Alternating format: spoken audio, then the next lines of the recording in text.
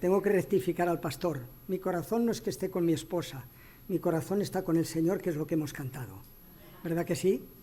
Saludo a mi familia. No me he olvidado, ¿eh? Pero bueno, ahora estamos aquí para compartir la palabra de Dios. ¿Verdad que es así? Y siento mucho gozo y siento mucha alegría poder compartir la palabra de Dios con vosotros en esta mañana. Y viene a mi mente, para que tengamos fresco por qué lo hacemos, porque según el Salmo 119, 105 dice: lámpara es a nuestros pies tu palabra y luz a nuestro camino. Así que ahora, delante de la palabra de Dios, abrimos nuestros corazones y nuestras almas. Y también tenemos que tener la actitud delante de la palabra de Dios, como el Señor Jesús le enseñó a sus conciudadanos. En Juan 5:39 les dice: escudriñad las Escrituras, analizarlas, meditarlas, pensarlas, porque en ellas, le dice, creéis que tenéis la vida eterna. Pero ¿qué es lo que a continuación le dice? Pero ellas son las que dan testimonio de mí.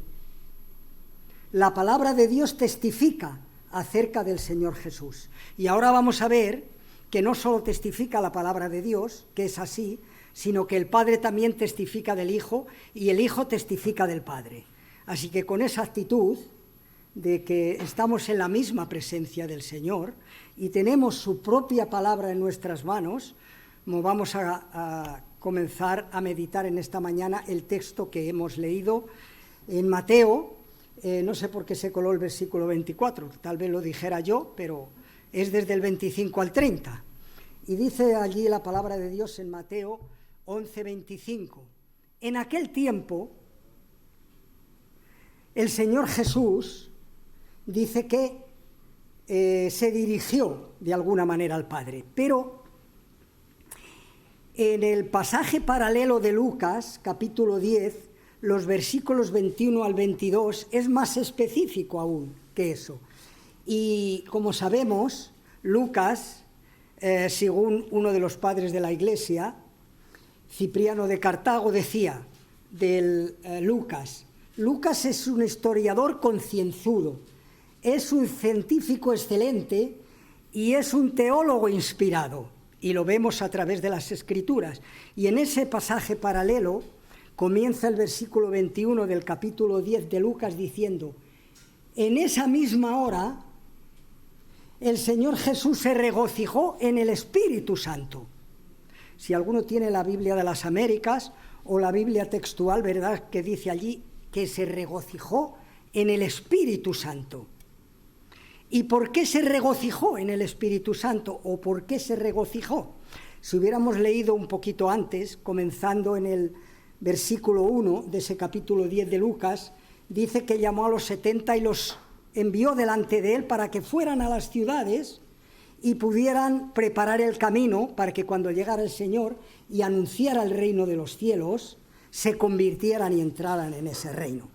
Y los 70, los discípulos, pues fueron con muy buena voluntad y hicieron lo que el Señor les dijo. Y en el versículo 17 dice que vienen eufóricos y le dicen: Señor, aún los espíritus se nos sujetan en tu nombre. Estaban eufóricos. Y el Señor dice a continuación: yo veía al diablo caer desde el cielo como un rayo, seguramente advirtiéndose de lo que había de acontecer. Pero en el versículo 20 del capítulo 10 de Lucas les dice el Señor Jesús: no regocijéis de que los espíritus se os sujetan en mi nombre, regocijaos porque vuestros nombres están escritos en los cielos. Los tuyos, el tuyo, el mío y de todos los que hemos creído en él, están escritos en los cielos. Por eso el Señor Jesús se regocijaba, porque ya veía la obra que tenía que hacer, aunque la consumó en la cruz del Calvario, en los propósitos de Dios y en la mente del Señor. La obra estaba realizada y veía que había muchos que habían entrado y estaban escritos sus nombres en los cielos. Por eso se regocijaba el Señor. En aquella misma hora Jesús se regocijó en el Espíritu Santo, pero no de cualquier manera. Dice que se regocijó en el Espíritu Santo, porque el Espíritu Santo es Dios y Él lo tenía en plenitud.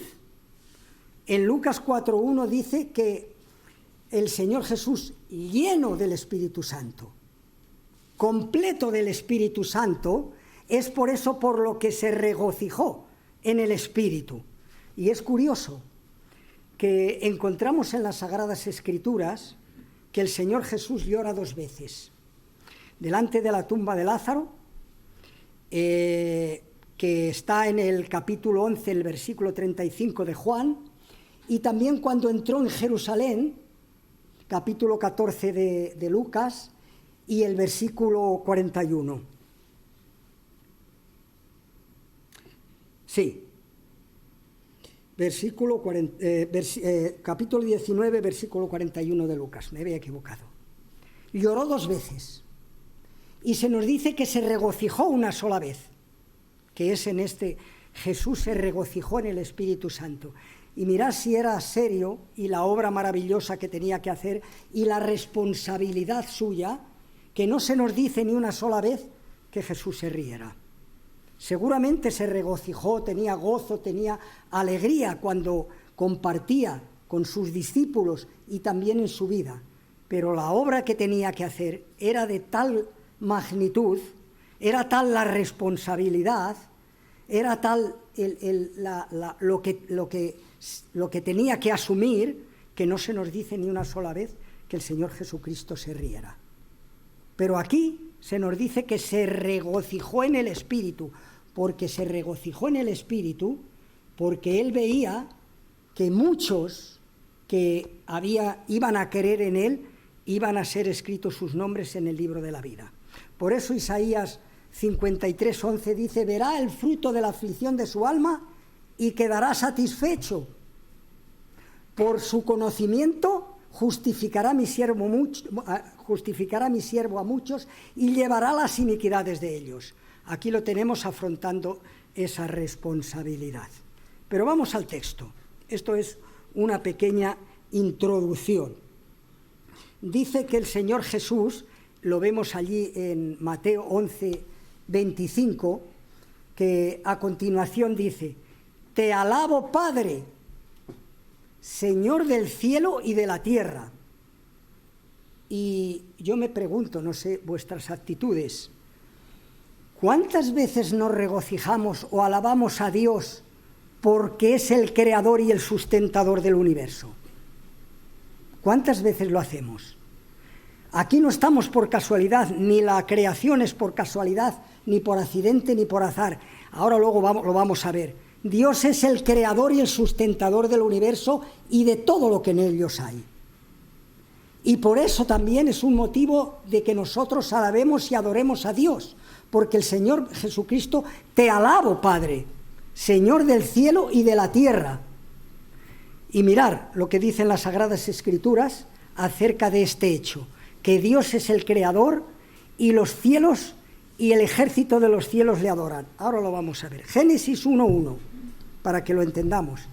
En el principio creó Dios los cielos y la tierra. No existe nada por casualidad. Ya sabéis las teorías disparatadas, que si por azar, que si la materia es eterna, que si el Big Bang. Pero la palabra de Dios testifica que Él es el creador y el sustentador del universo. En el principio creó Dios los cielos y la tierra.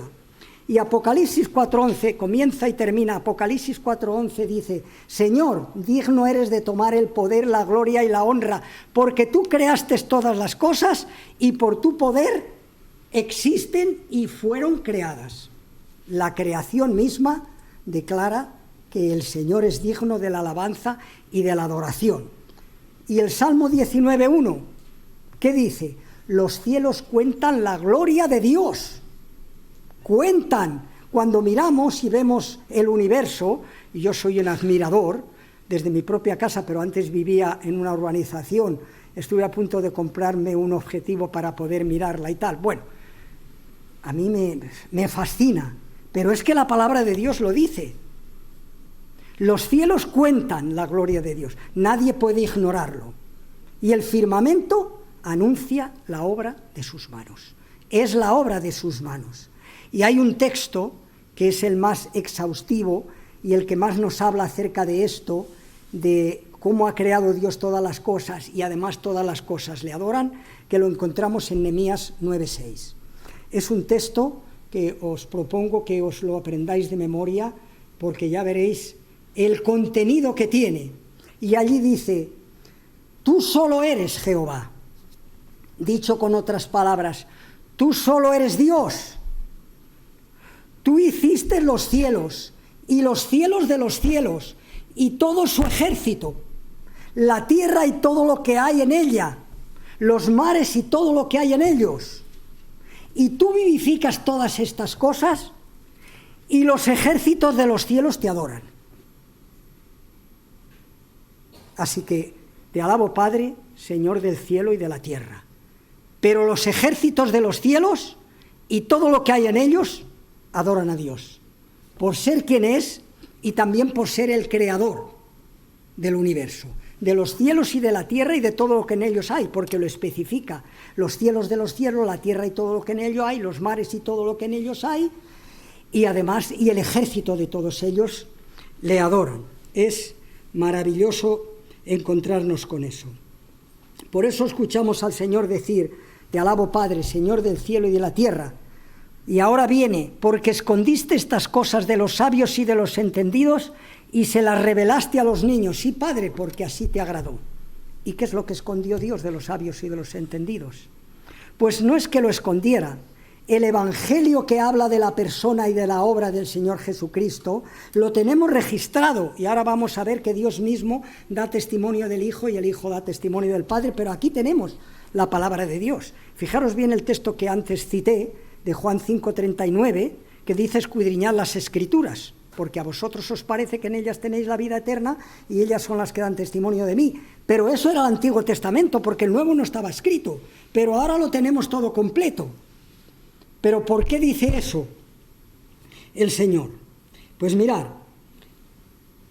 no es que el Señor haya escondido estas cosas de los sabios y de los entendidos, es que ellos se han dado la espalda a Dios y no han querido entender ni quieren entender lo que Dios ha revelado y está a la vista de todos. Dios no lo ha escondido, son ellos los que le han vuelto la espalda a Dios y no han podido entender las cosas que Dios ha revelado. Por eso se nos dice en la palabra de Dios, ahora voy a citar 1 Corintios 1, los versículos 20 y 21, dice lo siguiente: ¿dónde está el sabio? ¿Dónde está el escriba? ¿Dónde está el disputador de este siglo? ¿No ha enloquecido Dios la sabiduría del mundo? Pues ya que en la sabiduría de Dios el mundo no conoció a Dios, agradó a Dios el salvar a los creyentes. ¿Por qué? Por la locura de la predicación. O dicho con otras palabras, si se me permite, por la locura del Evangelio. Porque Romanos 1, 16 y 17 dice que el Evangelio es poder de Dios para salvación a todo aquel que cree. Al judío primeramente y también al griego, es decir, a nosotros. Porque en el Evangelio la justicia de Dios se revela por fe y para fe, como está escrito: mas el justo por la fe vivirá. ¿Veis por qué Dios ha escondido estas cosas de los sabios y de los entendidos? No las ha escondido.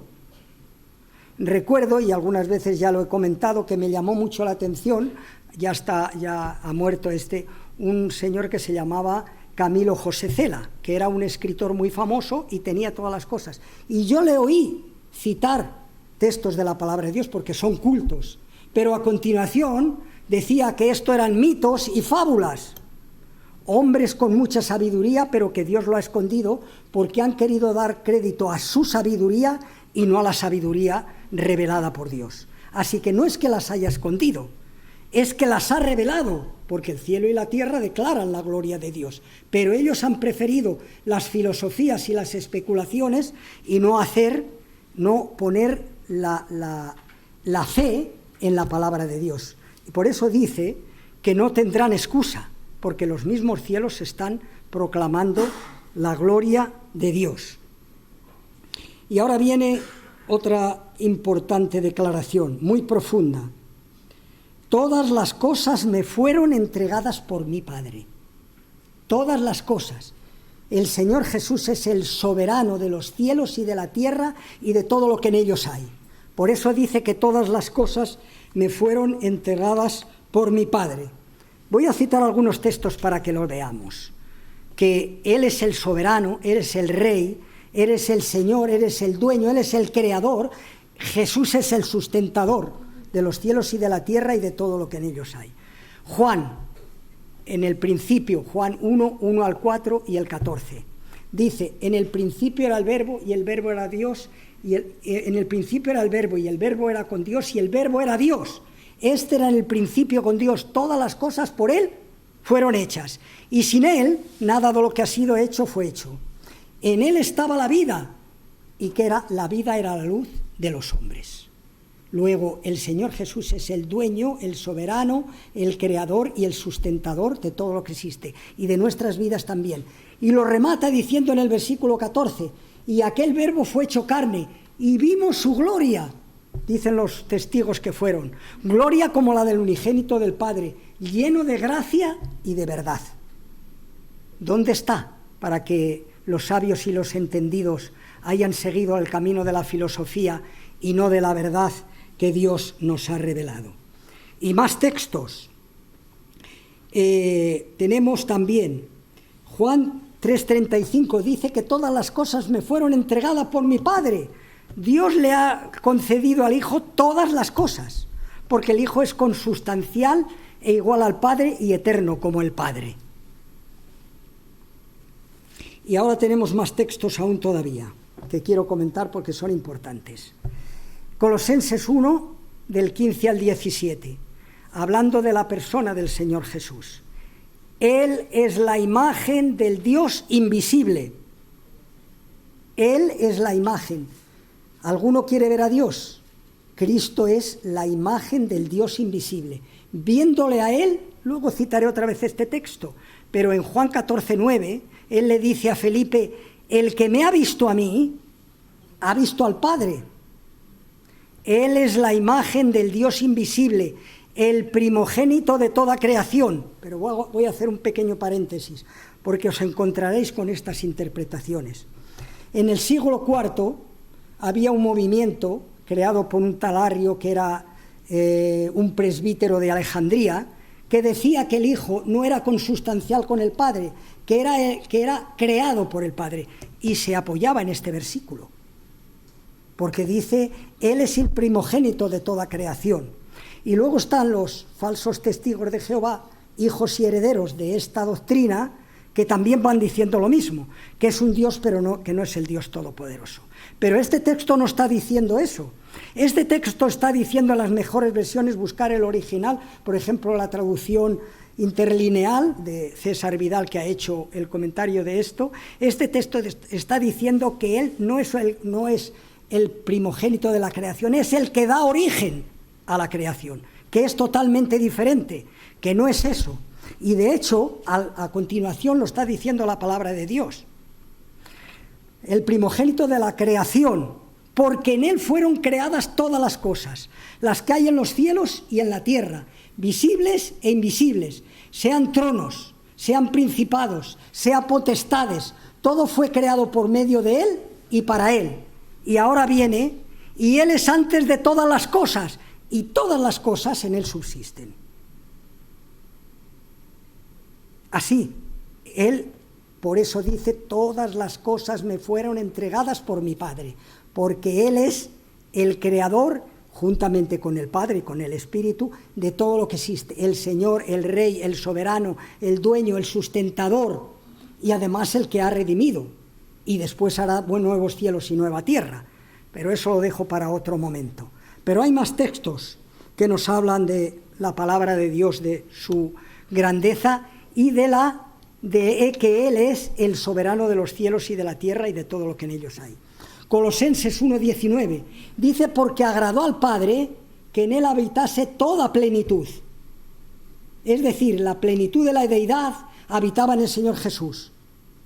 Por eso todas las cosas le fueron entregadas, porque Él era el creador y el sustentador juntamente con el Padre. Pero luego vamos a Colosenses 2:9 y dice que en Jesús habita corporalmente la plenitud de la deidad y nosotros estamos completos en él. ¿Veis? Todas las cosas me fueron entregadas por mi Padre. Y ahora viene una de las declaraciones más sublimes y profundas que hay en las Sagradas Escrituras que hemos leído. Dice que entregadas por mi Padre. Y nadie conoce al Hijo, sino el Padre. Pero tenemos la bendición que el Padre nos ha revelado al Hijo.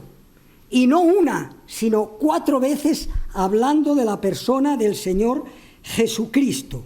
Mirad, Mateo 3, 16 y 17, dice allí la palabra de Dios, que Jesús fue bautizado y subió del agua y los cielos le fueron abiertos y al Espíritu de Dios que descendía sobre él, y hubo una voz que decía: este es mi Hijo amado, en quien tengo complacencia. Una de las revelaciones más importantes que Dios nos ha dado acerca de la persona de su Hijo. Y pueden decir algunos, para quitarle la gloria a Jesús, bueno, pero solo lo han oído sus discípulos. No, allí en el bautismo lo hizo en el Jordán a la vista de todos. Y todos se dieron cuenta de que aquella voz: este es mi Hijo amado, en quien tengo complacencia. Y después encontramos otras revelaciones del Padre sobre el Hijo. Juan 17:3, esta es la vida eterna, que te conozcan a ti, dice del Padre, el único Dios verdadero, ¿y a quién más? Y a Jesucristo, a quien has enviado. Luego el Padre nos está revelando al Hijo. Pero hay más. En Juan 12:28 dice: Padre, glorifícame con aquella gloria que tuve antes de que el mundo fuese. Y él dice: lo he glorificado y lo volveré a glorificar otra vez, hablando acerca de la persona del Señor Jesucristo. Así que, por lo menos, y hay otra de las declaraciones del Padre acerca del Hijo que nos sorprenden. A mí me sorprende mucho y por eso lo comparto con vosotros. En Mateo 17 se nos habla acerca de la transfiguración. Dice que cogió el Señor Jesús a Juan, a Santiago y a Pedro y los llevó a un monte y se transfiguró delante de ellos. Y claro, se quedaron impresionadísimos. Y Pedro, un poco despistado, andaba siempre un poquito despistado, le dice: bueno, Señor, que estemos aquí, hagamos 3 enramadas, una para ti, otra para Elías y otra para Moisés. Y en ese momento dice que vino una nube del cielo que los cubrió y una voz desde la nube. ¿Y qué decía esa voz, que era la voz de Dios? Este es mi Hijo amado, en quien tengo complacencia. Y añade: a él oíd. ¿No os maravilláis de que nadie conoce al Hijo sino el Padre? Y nadie conoce al Padre sino el Hijo. Y ahora dice: y a quien el Hijo lo quiera revelar. Pues claro, gracias a Dios que el Hijo nos ha revelado al Padre. Pero no una sola vez, nos la ha revelado varias veces, que los encontramos en las Sagradas Escrituras. Mirad, Juan 1:1 y luego 14 al 18, habíamos comentado.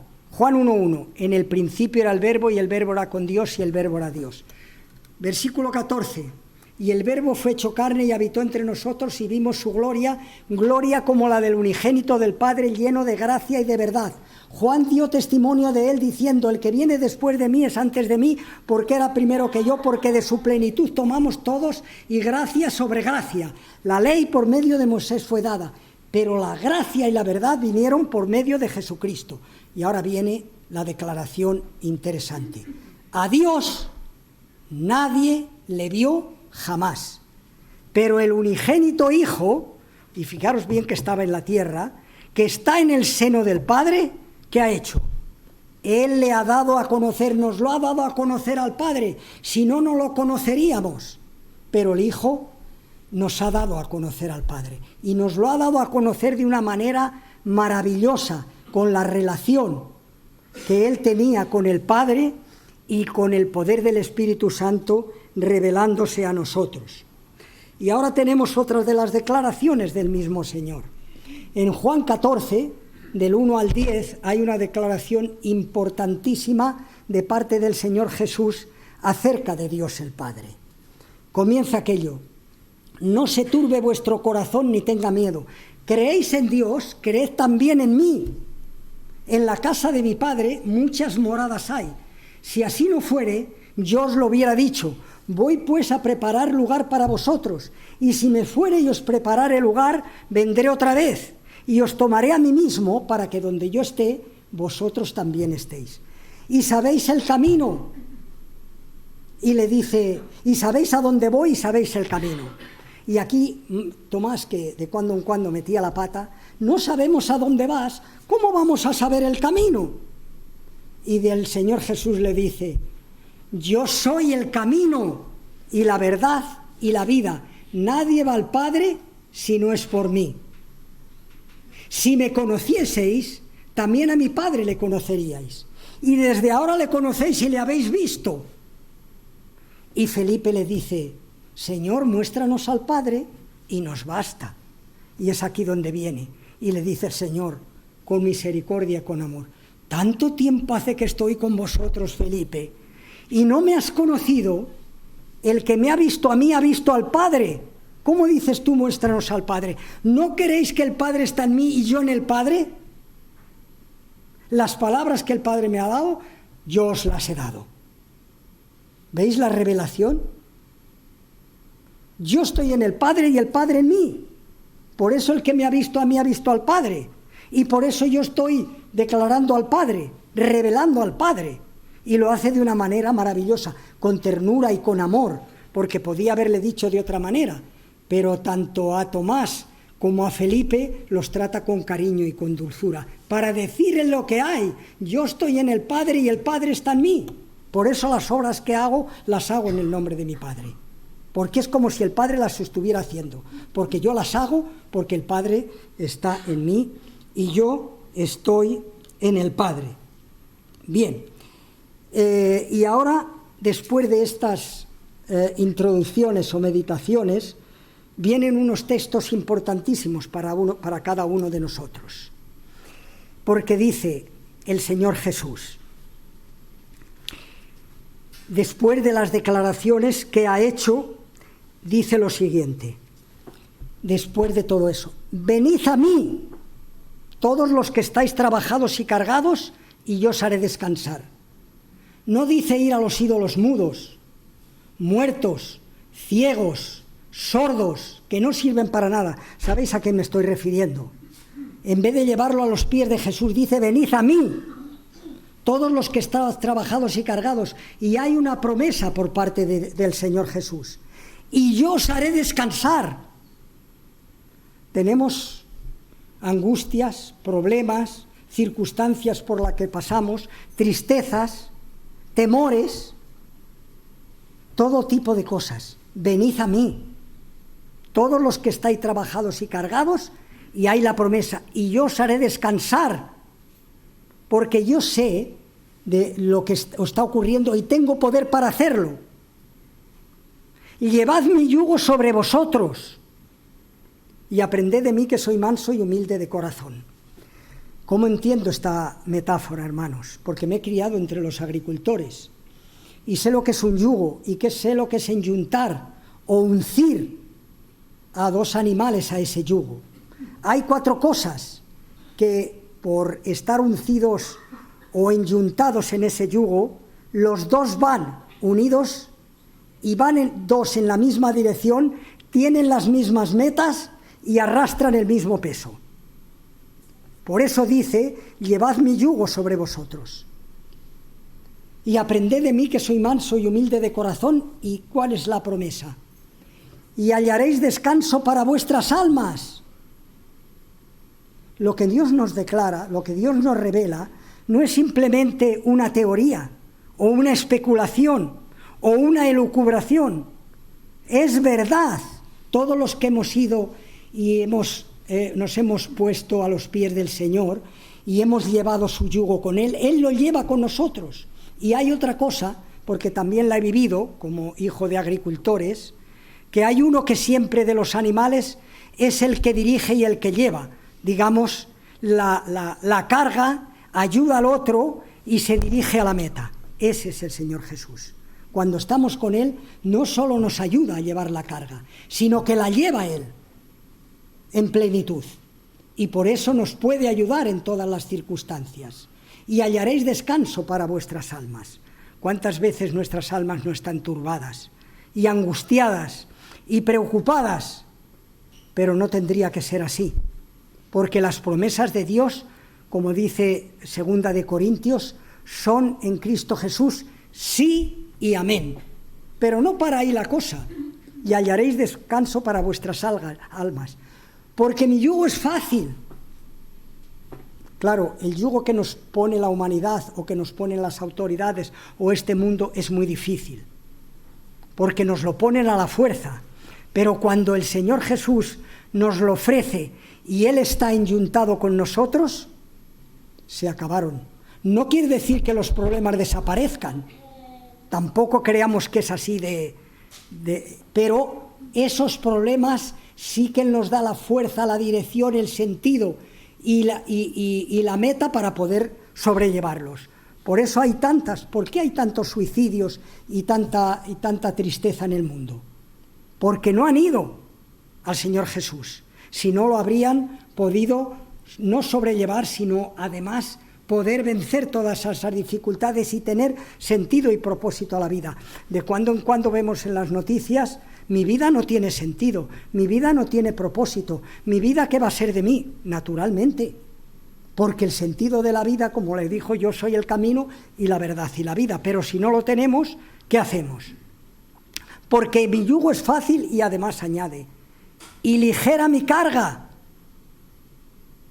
de tal manera que no solo es ligera, sino que nos libera de la carga. Algunas veces he tenido angustia y todo eso, y siempre ha venido a mi mente aquel versículo de Filipenses 4:13, todo lo puedo en Cristo que me fortalece, y retumba en mi corazón y en mi mente y en mi espíritu.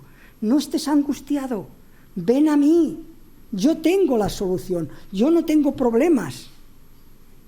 ¿Hay alguna cosa, le dijo el apóstol Pablo a Herodes, ¿hay alguna cosa difícil para Dios? Ninguna.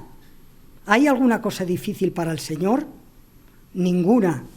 Así que, delante de todo esto, resumo un poco lo que quiero que nos quedemos en la mente y para que sepamos que las promesas de Dios todas son sí y amén. El Señor Jesús se regocija en el Espíritu delante de Dios, porque le alaba, porque es el creador y el sustentador del universo, para darnos conocimiento a nosotros de que no estamos aquí por casualidad, ni por accidente, ni por azar. Él es el que nos ha dado la vida y nos la ha dado con un propósito. Y se regocija también porque la obra del Señor es para toda la humanidad, sin excepción.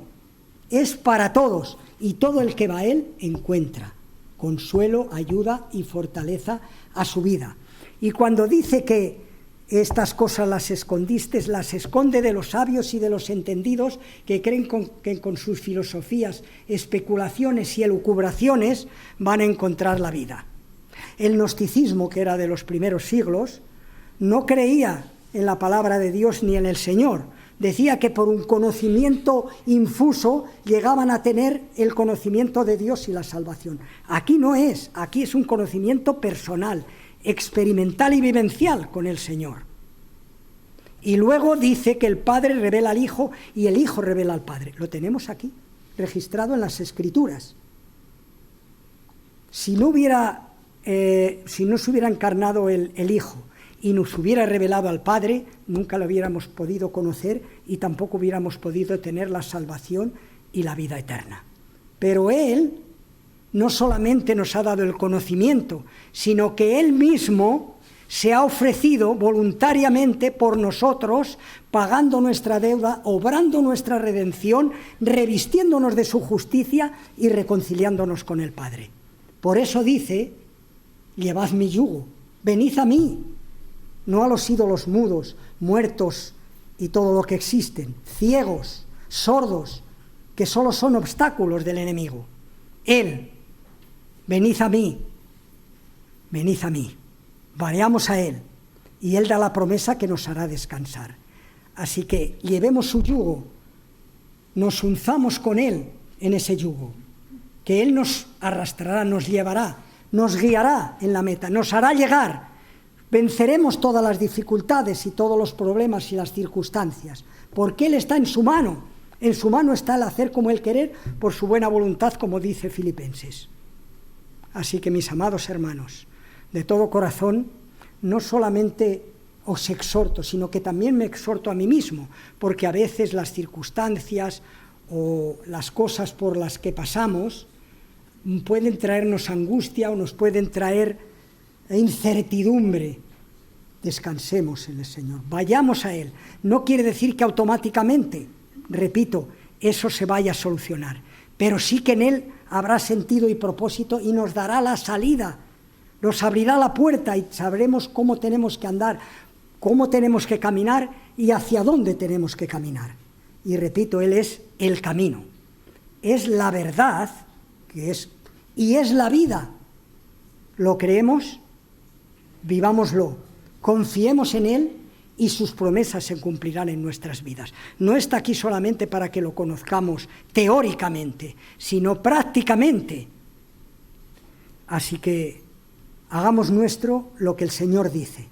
Confiemos, descansemos, vayamos, sigamos, hemos cantado y le demos a Él todo el protagonismo, la alabanza, la adoración, la honra, la gloria, el poder.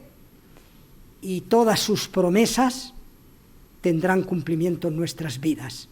Y no quiere decir que ya todo sea flors y violas, como dicen en Cataluña, pero sí que habrá consuelo, habrá fortaleza, habrá gozo, habrá paz y habrá esperanza para nuestras vidas. Porque el Señor es así de maravilloso y el Señor tiene las promesas y todas las promesas son sí y amén y además eternas. Que el Señor nos bendiga.